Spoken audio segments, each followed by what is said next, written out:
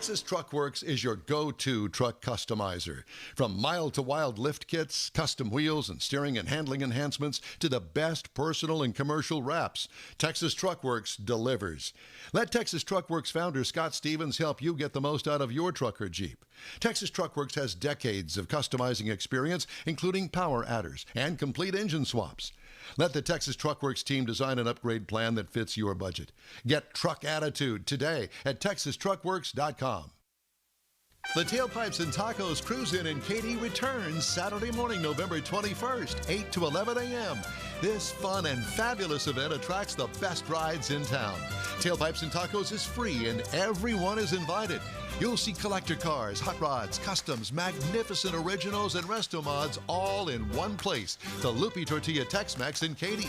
Cars from all over Southeast Texas cruise in and show off in a 3-hour friends and family event.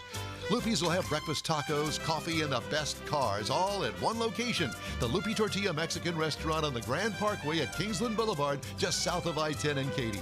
Drag racer, car enthusiast, and Loopy founder Stan Holt brings you Houston's hottest cruise-in, Tailpipes and Tacos, Saturday, November 21st, 8 to 11 a.m. at Loopy's in Katy. The N-Wheel Time Car Show will be there, too. Get your ride ready, and we'll see you at the Tailpipes and Tacos Saturday morning cruise-in, November 21st, 8 to 11 a.m. Is your business or company looking to stand out in a crowded advertising market? Looking to reach the real auto enthusiast? Well, you found it. You're listening or watching In Wheel Time, and so are your fellow enthusiasts. The In Wheel Time Car Show now reaches 500,000, and we can put together a marketing plan that will engage them in your product, business, or service. To get the tires rolling, just shoot us an email to our marketing director, Jeff Zekin. His address is jeff@nwheeltime.com. This is the award-winning car talk show, In Wheel Time, your weekly go-to, all things automotive place, along with Mike Out of This World Mars. King Conrad DeLong, right off camera, is our video director. Jeff Zekin, I'm Don Armstrong. So glad that you could join us on this absolutely gorgeous Saturday in the fall, the week before. Is Thanksgiving this week? Or is 2 weeks. 2 weeks away? 2 weeks. 2 weeks. My God. And then I'll be out the 28th because I'll be in California drinking wine with my daughter and my wife and my son. And after a stop at Asia SF in San Francisco. No, we're not going up to San Francisco this time. We're hanging out in Fresno. And I've got a Murphy's. special invite for you. I'm sure you do. All right, moving along. Through the back door. That's exactly right. And because they're closed. Anyhow. Oh, God. It's a long story. If you want to, if you're watching this on a pod or listening to this on a podcast, you can go back a couple of half hours and you could find out what we're talking about. And we'll just leave it at that. We're moving on now, and joining us live is Mr. Dale Hultquist, owner and proprietor of Elite Glass and Trim, and also NHRA Sportsman Boy Racer. You've changed in appearance. You've changed a little bit in appearance since the last time we spoke. He's still smiling. Wait a minute. He's trying out for Santa Claus this year. Are you? Exactly. Just in case the glass deal doesn't work. got a fallback plan. Yeah. So I assume that we are talking to you from the Hultquist garage out there in Crosby. You are. Well, it looks really good, and I don't believe that I have seen in person that car behind you. That's my Cobalt. I bought it last year. It was previously owned by Ken Howell. It was a stick car, a super stock car with a stick in it. I converted it over last year to an automatic and have had a lot of fun with it and a little success this year. A little success. I heard you grabbed a big trophy this year. We did. I'm sitting here. Wally's sitting beside me. Good man. Good man. One of them. Yeah, that's the most recent one. We got lucky up at the Texas Motorplex at they call it a national open. Before the national event, they were trying to combine some events because of the COVID has shortened the series for NHRA. And so they combined two events. We got lucky and won the first one and almost won the second one. We runnered up at the national event 3 days later. So we had a lot of fun. Wow. Well, we wanted to talk to you about that because, that was a back-to-back event with Houston, and as a sportsman racer, you've got to be kind of your tongue hanging out and breathing hard after the Houston event, after race number 2, because it's pretty much nonstop for basically 3 weeks in a row, because you got to prepare and get to Dallas, race in Dallas, come to Houston, race in Houston. They raced twice in Dallas. I know. So, I'm thinking that time-consuming as well. Yeah, time-consuming, and we've all missed you terribly. Well, it's a lot of fun, but you're exactly right. It's you've got to be committed. It takes a big commitment for the time and the expense and the time away from work. We were gone. Chris and I left Monday night for Dallas and got home Sunday night late and left for Houston Raceway Park Tuesday morning. So we were in town. I worked one day and then got back over there. We were at Houston trying to get parked and set up and to run the national here. You mentioned that you were committed.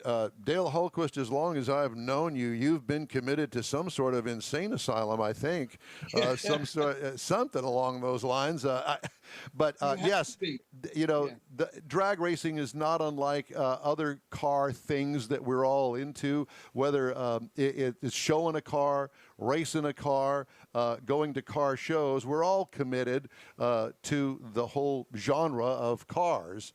And exactly. I know that your whole life has revolved around cars, and it actually started with you working at a trim shop way back in the day.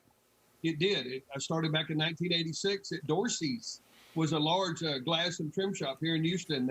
I believe they had 6 locations, and started there and was there for 4 or 5 years, and left and went to another glass company and made some connections, and through that I was able to purchase Elite Glass in 1999, and have had it ever since, and have enjoyed the working with them and all the customers, and made a lot of friends along the way.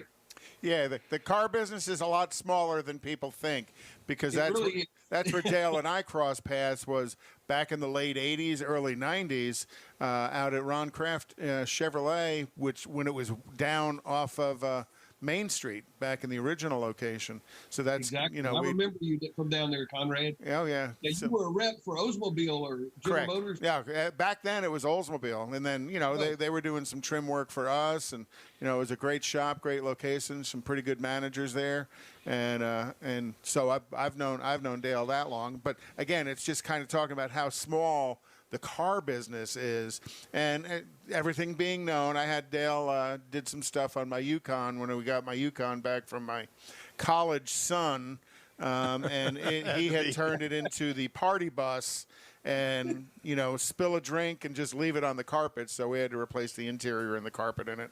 They did a wonderful job. It still looks good today. Yeah, well, he's done all of my work for as long as I have known him. I think I met you through Stan, if I'm not mistaken, and I know that your friendship with him continues, as well as the Emmons boys. Yes.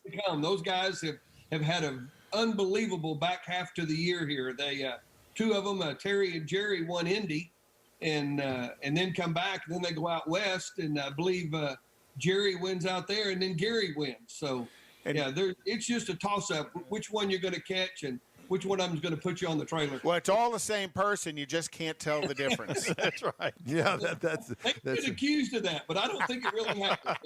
Yeah. They all look the same if you don't know them very well. Yeah. So, do you compete against them on the track? On a regular basis. They're always there, and they're always tough. And do you ever win any races with them? Infrequently, I do. Yeah, those guys are hard to beat. Yeah, they are. Do you shudder when you wind up looking at who you got coming up, and you wind up it's one of the Emmons boys? When you're 62, you shudder every time you pull up to the or at least you hope you shudder, right? Check for shudders. So everybody out there can beat you. I've been beat by all of them. And you can beat any of them as well. Just depends on the circumstances. Luck over the years, but everybody out there can beat you. This is a game of thousandths of a second, and it's amazing how much you can't control that. Yeah. Well, I mean, you can do the best that you can, but there's so many variables involved. Yeah, exactly. And that's the fun of sportsman racing, though, as well, because it's the diversity of cars that you're facing and the diversity of drivers. But if you can be consistent, you can be successful. Exactly. And we've had a fair amount of success, actually more success with the stock eliminator car, the Camaro. And it's a more fun car to drive. You actually are more involved. You're shifting the car. One foot's on the brake, one foot's on the gas. You actually have to stage it with both feet, and they monitor this. And it's more driver involved than the super stocker. You basically stage it, hit a button and let off the button and keep your hand away from the shifter because it'll hurt you when that air shifter shifts. Oh, wow. So I see the 990 on the car behind you back there. Is that your last dial-in time? That was the last dial-in, and actually we went a little too fast. I think we broke out 300, so we went 987 when we got to load our stuff up. Yeah. So, and 987 will actually lose the race if your other guy didn't break out too. You're exactly right, Don. Yeah, I was dialed a little softer than I thought. We had some challenging air conditions here in Houston and the wind, and I missed it. And I was trying to take the finish line by the least amount possible, and so was he, I'm sure. And I got the finish line, but I got there 0.03 of a second too early. Yeah. 0.03 of a second. You blink your eyes twice. You don't even. It's not even an eye blink. Yeah, it's that fast. So what have you got to look forward to in 2021, sir? Just getting the cars freshened up. The reason the car's here is the motor's out of it. It made its way back to Indiana yesterday, and then I'm going to move this one out of the way and take the motor out of the Camaro, and it's going to Shreveport, Louisiana, to get freshened up. So we're going to try to get the motors freshened and get them back in and get ready for February the 26th in, I believe, in Louisiana, No Problem Raceway. Yeah. And I know the Camaro's a 396. What do you run in the Cobalt? It's a 305. It's a 1987 model TPI motor out of a Camaro that was originally rated at 190 horsepower. It has a few more than that now, but that's what it's classified at. So it's considered a GT car because, as y'all know, Cobalts were originally front-wheel drive cars. Shame on Chevrolet, right? Yeah, yeah, we're getting them freshened up. The transmission's going to Waco, and it'll get freshened up and try to have everything in optimal condition. What are you running? You running a 2-speed in it? No, in the Cobalt, both of them are 3 speeds. This is a Pro Trans in the Cobalt, and there's a regular. Actually, it's a 200 metric, to be perfectly honest with you. In the Camaro, they were old Buick and Oldsmobile right, yeah, back in the day, and they're highly modified from that original state. But they're 200 metrics is what's in there. It's a 3-speed. What's in the Camaro, and again, this is a 3-speed Pro Trans. And you know, one of the things I know I've kind of chased a little bit of business your way, but one of the things really at Elite Glass and Trim you really got to be pretty proud of is you probably have one of the last guys in the city that understands sunroofs from the 70s. We do. James Mayer, he's been with us for 21 years, as long as I've owned it. But prior to that, him and I worked together at Dorsey's, and he is a gem. He really is. Yeah, those early sunroofs, it's impossible to find somebody who understands how they work, much less can repair them and make them work again. You're right. And all these panoramic roofs that these late model cars have today, we have a lot of business with import and domestic as well, that have these large 2-piece sunroofs in these cars, and we do several of them every week. Yeah. That's why Don hates sunroofs. Yeah, exactly. I'll take mine painted. Thank you very much. Exactly. Yeah, the paint won't leak. There you go. So, how's Chrissy? Chrissy's doing fine. She's sitting right here beside me. Crew chief extraordinaire. Without her, I couldn't get all this stuff loaded and get to the racetrack, I don't think. You know, I have to admit to you that I was actually at the racetrack. We did the show from there on Saturday, and we'd finished the show, and I don't know whether it was Saturday or Sunday, but I saw you guys pulling up onto the staging lanes, and I was going to say something. I thought, no, they're getting ready to race. You're in the car. Chrissy's walking beside it. I thought, oh, God, I want to say something. And time got away, and I just didn't have time to get by to visit with you. But I just wanted you to know that I've been thinking about you guys, and hopefully things are going well for you, not only at Elite Glass and Trim, but also with you and Chrissy personally.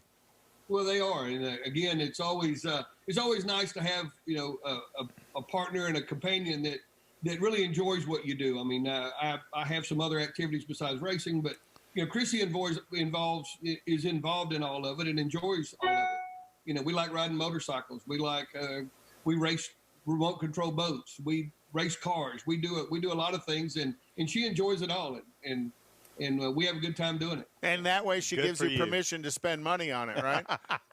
Yeah. It's easier to get permission anyway. That. Yeah, I'm sure. The UPS truck is regular here in FedEx. My first name. Yeah. Well, Dale Hallquist, it's always a pleasure to talk to you, my friend. Happy Thanksgiving, Merry Christmas, Happy New Year. Hopefully I'll see you soon. But we sure appreciate you taking the time today to talk to us here. I always appreciate you guys. If I can, Don, I just got a text from the racetrack at HRP, and it says they're having an event tomorrow. I guess it says defend your vote and defend your flag. Starts at 2:00 tomorrow. It's free to everyone. And there's going to be local, state, and federal politicians there. Starts at 2:00 at Houston Raceway Park. Be there. All right. Well, we'll be there if we can or can't. Okay, Dale, we love you, my friend. You take care of yourself. Thanks again. Thank you, sir. Conrad and Mike, y'all be safe. If I can help you, holler. Thank you so much. Great guy, dear friend. I'm amazed. I can't get over the fact he's got a 3:05 that we used to think were junk motors, and he's pushing it sub 9 seconds in a quarter mile. That just dumbfounds me. It's Dale Hallquist. Well, I know, but it just that anybody can do that. Yeah. We used to throw those motors away. Yeah, no, we didn't throw them away. Well, nobody thought them as a performance engine. No. But that's the key to sportsman racing and that's what Dale's got down, is he understands how to the combination of the car, the weight of the car, and the engine, and how to work it to his advantage. Wasn't that 305 in the 1976 Chevy Monza? Yes. It was in the Malibu and the Nova. It was in all kinds of things. The engines in 2 different places and the transmissions in 2 different places. Right. To get refreshed. So he knows. Oh, yeah, absolutely. Dale said it was an 87 model. I can still hear him. Yeah, an 87. Yeah. Don's still thinking of his Monza. I only had that car for a year because the following year I traded it in for the first Corvette, 77 Corvette. Oh, okay. Yeah. Were you still you weren't working at the Chevy dealer at the time, were you? No, I was in radio then. Oh, he moved up in the world from buffing the paint off of all of the cars. Right down the middle of the hood. Right down the ridge. Time now for Conrad's Car Clinic. What is in the clinic today? Is water good enough? Is water good enough? You talking about for the radiator? No, I'm talking about for your windshield wiper washer. No, it's not. It's really not. You really have to understand a little bit. If you've ever run out of windshield washer fluid and you didn't have any more on hand, and you've wondered whether or not it's a special fluid or you could just add plain water, really it is kind of a special fluid. If in short run, if you need to throw water in it, you can. Make sure you put it in the cap that's blue. Some of the other caps that are under there that are different colors, you could seriously mess up your car by putting water or windshield washer solvent in there. But, it's worth the time to take the trip to the store and buy windshield washer solvent. If you ever live in a place where the temperature never gets down to freezing, it's not that big a difference, but the fluid that's in the washer solvent is specialized cleaning fluid to remove bugs, bird droppings, road grime, some of that oil and stuff that gets on your windshield, and all that other crud that collects on the glass. So washer solvent is going to contain ingredients that are meant to clean those stubborn messes. Most of the products out there have a little methanol or some isopropyl alcohol in them, and also some ethylene glycol to make sure that the solvent doesn't freeze when it gets cold out. Not much of a thing to worry about here in Houston, but you want to make sure that using that correct product does what so it can do what it's supposed to. It's supposed to clean, but the other thing it's supposed to do is it's supposed to evaporate clean without leaving streaks behind. So yeah, if you're That's only if you've got decent wipers. well, that was the next point on that, is if the wipers wipe correctly, the washer solvent is going to evaporate on the glass and not leave the streaks. And the fluids are formulated specifically to clean the windshields, do a better job than just plain water, as well as they won't freeze when it gets too cold. So use the blue stuff. It cleans better, it dries better, and it won't leave streaks because it'll evaporate. But one thing to remember is that don't leave it around and open, because it's not something you want to let some of the animals, cats or dogs or anything, take a drink of. So. Well, it's funny because my daughter, the oldest one, that has the 2015 Challenger, she says, "Dad, I think I need new wiper blades." I said, "Why?" She says, "Well, it really doesn't wipe very well anymore." I said, "Have you ever changed them?" No. So she can go to a parts store. No, Dad's going to go to the parts store and get them. Her birthday is coming up, so it's going to be part of the birthday present gift. Don't buy just the cheap ones. Go ahead and buy a mid to an upper grade. They usually have like 3 or 4 levels of wipers. Actually, more than that. So I've been shopping them, and so I picked up a pair. They're 22-inch, so they're big, long ones. And I thought, okay, well, I'll pick this one. Ordered it. They were $12 a piece, which is about mid-range. Yeah, that's a mid-price $8 is the the cheapos, and then $25. I'm not paying $25 for a damn wiper blade. So I thought, okay, I'll for his daughter. So I'll pay $12. It had a name brand on it and all that. So they're supposed to last maybe 6 months to a year. 6 months to a year. Yeah. So I bought them. Hers lasted 5 years. And then I get a phone call. Wonder what that number is. Answer it. Hello. Yes, is this Mr. Armstrong? Yes, it is. Hi, this is so-and-so with Advanced Auto Parts. I am sorry to tell you, but we don't carry that any longer. I said, can you order them? No, sir. We don't carry them even in the warehouse. Then why are they on the website? Well, sir, I can't answer that question, but we don't have them. We can get you something else. I said, I'll come in and shop. Yeah. So that's what I plan on doing. And no, I'll wind up probably spending $25 for the damn wiper blades. The wiper blades that you weren't going to spend. Yeah, will range. Now, one of the things when you put new wiper blades on, get out the Windex and clean your windshield. And also clean the very bottom of the windshield where the wiper blades park. Because if you put new wiper blades on and you still got all that schmutz on your windshield, it's just going to streak anyhow. Did he actually say that? Schmutz. That's a technical term. Schmutz is Yiddish for moving dirt. Info at in real time. I didn't know you were Jewish. No, but Yiddish. Well, I'm not Jewish, but I like Yiddish. You have friends. I have friends. Okay. All right. But if you're putting something in your washer solvent bottle, put washer solvent in it. Yeah, and you know what? You can buy that stuff for $1. Yeah, it's cheap. It's very cheap. $1, $2. All right, time now for some of the stories making automotive news headlines this week. NHTSA, National Highway Transportation Safety Administration, said Thursday it identified the 18th U.S. death tied to a Takata airbag inflator rupture after the review of a recent BMW crash. The safety agency said it had concluded a Takata airbag inflator ruptured during a September crash in Arizona that had led to fatal injuries of the driver. Yikes. Yeah.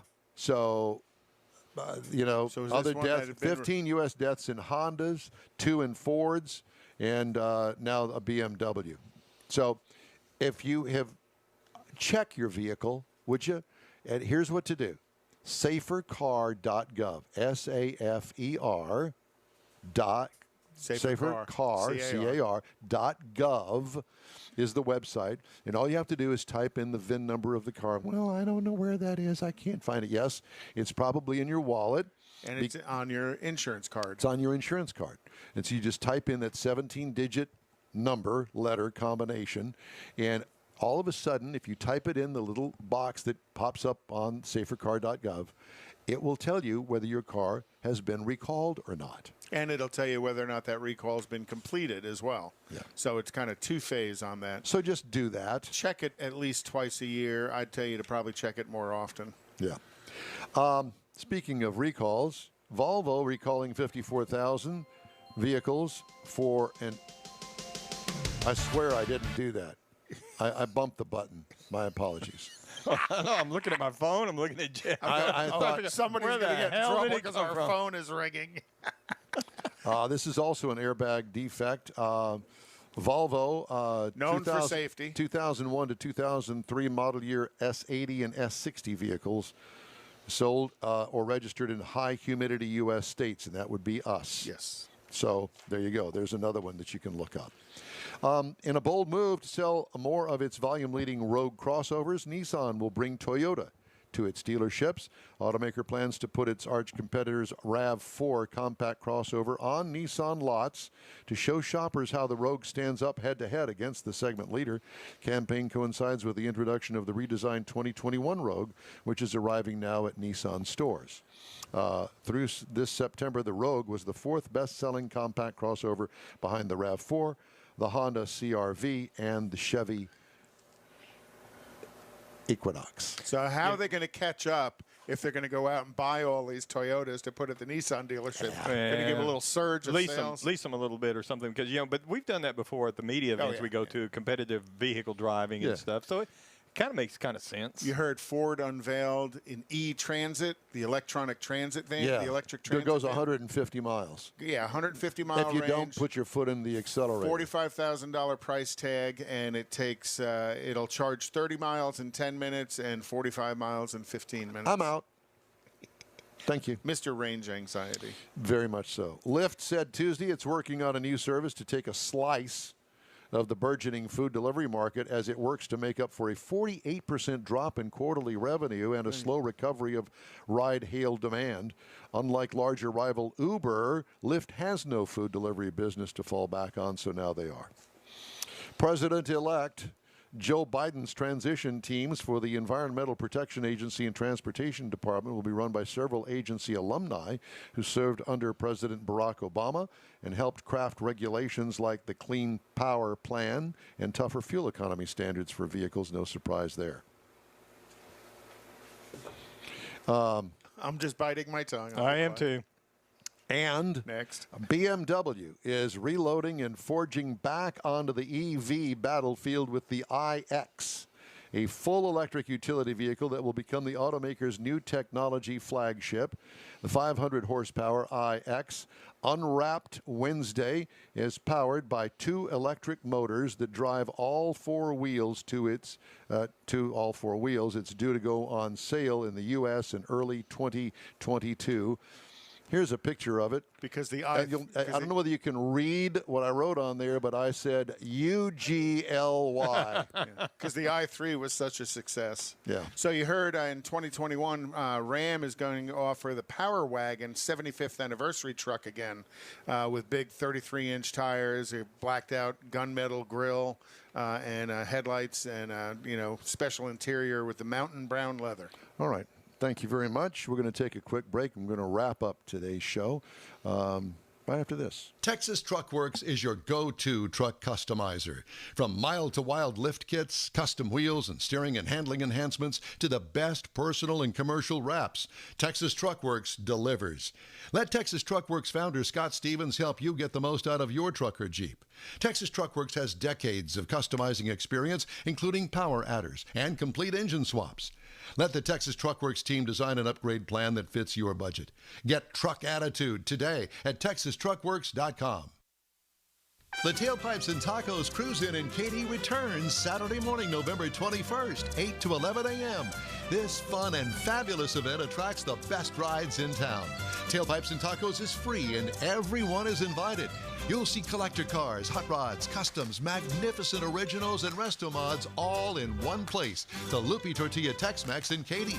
Cars from all over Southeast Texas cruise in and show off in a 3-hour friends and family event. Loopy's will have breakfast tacos, coffee, and the best cars, all at one location.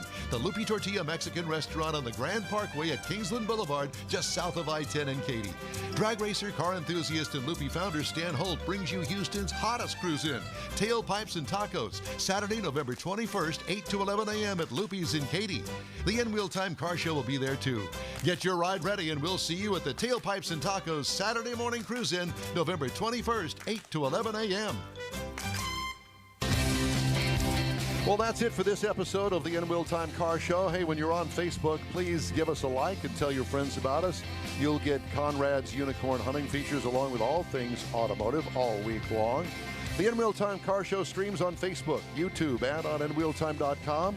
30-minute daily podcasts are available on Apple Podcasts, Spotify, Stitcher Radio, iHeart Podcast, Google Podcast, and Podcast Addict. Special thanks to all of our guests today. The In Wheel Time Chief Engineer is the fabulous David Ainsley. Our video and marketing whipping boy is Jeff Zekin. This week's In Wheel Time Car Show is produced and directed by Steven Spielberg. For booking agent and podcast Candyman Mike Out of This World Mars, his royalty King Conrad DeLong, and Jeff Little Drummer Boy Zekin, I'm Don Armstrong saying so long for now, and we hope you'll join us again live next Saturday, 9:30 to noon, right here on the Smoke and Mirrors Network. Thanks for being part of the In Wheel Time family. Enjoy your weekend. Keep it clean. We'll see you at Tailpipes and Tacos next weekend. Enjoy your week.